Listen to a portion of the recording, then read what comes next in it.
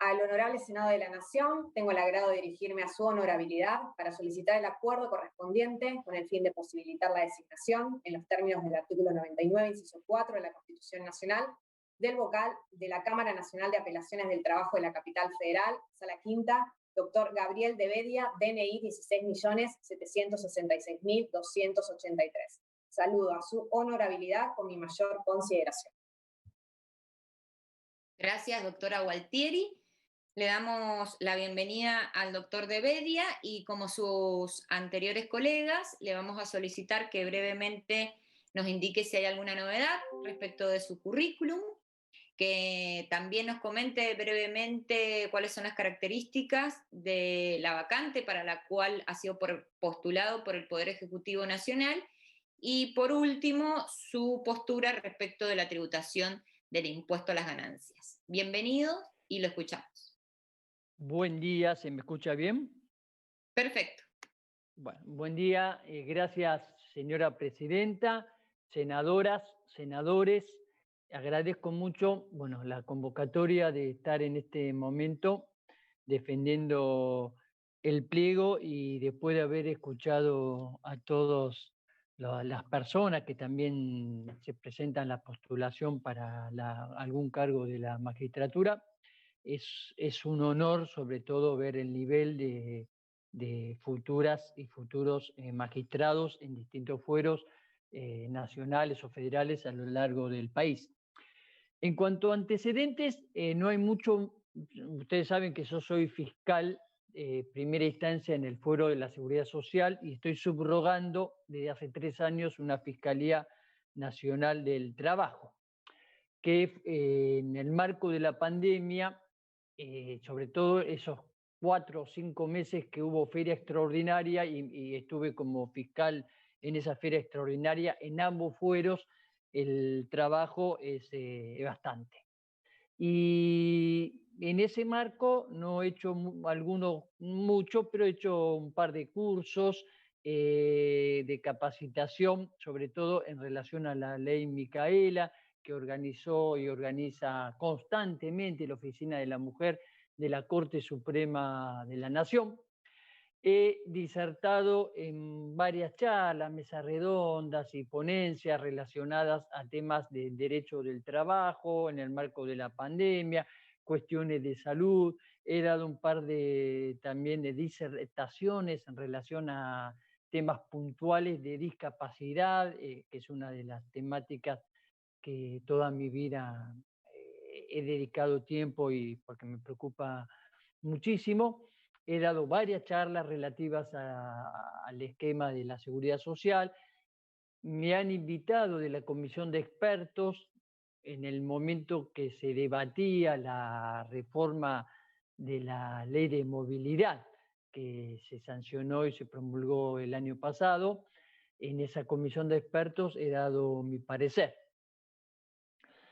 Y después no mucho más en relación a lo que hacen los antecedentes en este último momento. Ahora, en relación a la segunda pregunta, quiero empezar resaltando que se me postula para la Sala Quinta de la Cámara Nacional del Trabajo. Y lo que quiero resaltar es que es una sala que está funcionando muy bien. Estuve reunido con la presidenta de la sala y única vocal titular del momento, que es la doctora Beatriz Parma. Hay 2 vacantes.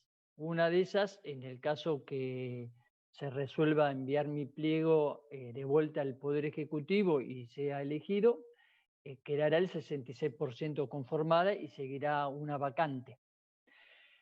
Está funcionando muy bien. De hecho, si hay un dato que lo refleja por sí mismo, que en las salas hay como una suerte de orden de mérito de estadísticas y en este momento la Sala Quinta está segunda en las estadísticas.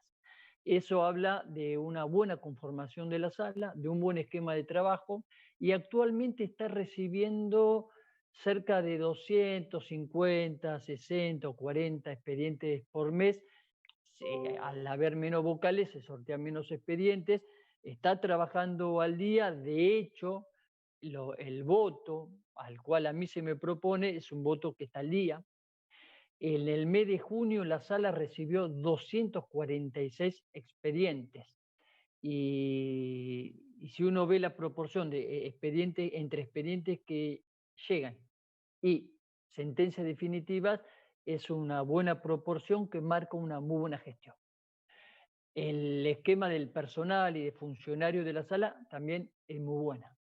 Ahora, en relación a la competencia y a las cuestiones centrales de la Cámara Nacional del Trabajo, de esta sala quinta y de lo que puedo aportar desde mi experiencia, desde mi sapiencia y desde mi profunda vocación en el campo de los derechos sociales, que es necesario tener en cuenta que una judicatura en el campo de lo social, vengo del Foro de la Seguridad Social, estoy subrogando una Fiscalía Nacional del Trabajo y tengo mi vida dedicado al campo de los derechos sociales, que abarca los derechos de la seguridad social, el derecho del trabajo y muchas otras cuestiones y otros derechos, porque la seguridad social a su vez es muy amplia.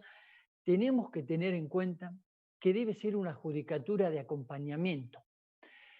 Judicatura de acompañamiento significa un poder judicial al servicio de la justicia que tiene como máxima expresión o ingrediente o uno de sus ingredientes muy importantes el campo de la justicia social.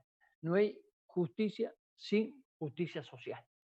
Y esta es una de las cuestiones, la visión de esa judicatura de acompañamiento, que en el campo de la seguridad social fue muy trabajada por un ex vocal, hoy jubilado, que es el doctor Luis René Herrero, que ha hecho muchos trabajos que hemos tenido en cuenta en el momento de dictaminar en el Foro de la Seguridad Social y que vale al campo de los derechos sociales. Es una judicatura distinta a la judicatura del civil nacional, porque las partes tienen una dimensión y una asimetría social que requiere de una visión de alguien que tenga en cuenta desde la judicatura la necesidad de nivelar esas asimetrías sociales. Hay que acompañar porque a veces hay sectores muy desprotegidos que son parte obviamente del sector de las trabajadoras y trabajadores que plantean causas en el campo del derecho individual del trabajo contra empleadores que por eso son muy fuertes. Pero también desde el punto de vista de la empleadora, a veces no todos son las grandes multinacionales ni los grandes empleadores, muchas de ellas son pequeñas y medianas empresas que tienen pocos trabajadores. Entonces, desde una visión de integral del campo de los derechos laborales, hay que tener esa visión de acompañamiento. También, si uno mira un poco mi trayectoria, le he dado mucha importancia a lo largo de mi vida, en el campo, sobre todo, de la seguridad social y como fiscal, al tema de la evasión, que es una de las cuestiones centrales en el tema del derecho al trabajo. El trabajo debe ser registrado y en esto hay que ser implacable. El trabajo, entiendo que estamos viviendo momentos muy complejos en el que la informalidad va ganando terreno a lo largo y ancho del globo terráqueo, pero entiendo también que debemos aspirar y tener la vara muy alta en el campo del derecho laboral, atendiendo a nuevos esquemas laborales en función de las complejidades, sobre todo en el mundo que se viene, que es el post-pandémico, pero no debemos perder el eje de la relevancia de lo que significa para un trabajador la protección de un empleo registrado y que se le efectúen los aportes en el campo del derecho de la seguridad social. Y de hecho, y ahí viene parte también un poco de mi trayectoria, he estado a cargo en el Ministerio Público de la Nación, en la unidad que investiga el delito de la seguridad social, y en ese marco he hecho muchas denuncias penales por el tema de evasión previsional.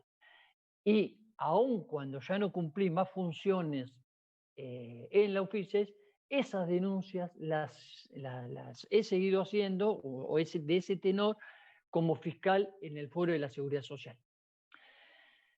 Y creo que en ese campo también puedo aportar una mirada de la importancia de ese trabajo registrado y de ese trabajo que debe estar formalizado, del cumplimiento de los deberes y también el cumplimiento del entendimiento de los derechos de los trabajadores y de los empleadores. Siempre, siempre a la luz del marco protectorio que da el derecho laboral. Esa es un poco la mirada mía, eso es un poco lo que yo puedo aportar a la sala quinta. Y algo que también es importante y creo que cabe, la sala, como toda cámara de apelaciones, es un tribunal colegiado. El tribunal colegiado exige buscar consensos. Justamente los tribunales de primera instancia son unipersonal, como también las fiscalías, porque es la mirada de un juez o de una jueza en una primera instancia. Pero el tribunal colegiado, que es el de la Cámara, justamente es colegiado porque lo que se busca es que en la dirección de la justicia para resolver un caso concreto se tenga en cuenta distintas miradas que pueden confluir seguro con más certeza a decidir un caso justo. Bueno, recordamos, y esto cortito, que uno de los grandes problemas en el campo de la determinación del derecho, como es el campo de la función judicial, la demarcación del derecho, es el que dice el derecho en el caso concreto, uno de los grandes problemas es, a desentrañar es, ¿existe una decisión justa?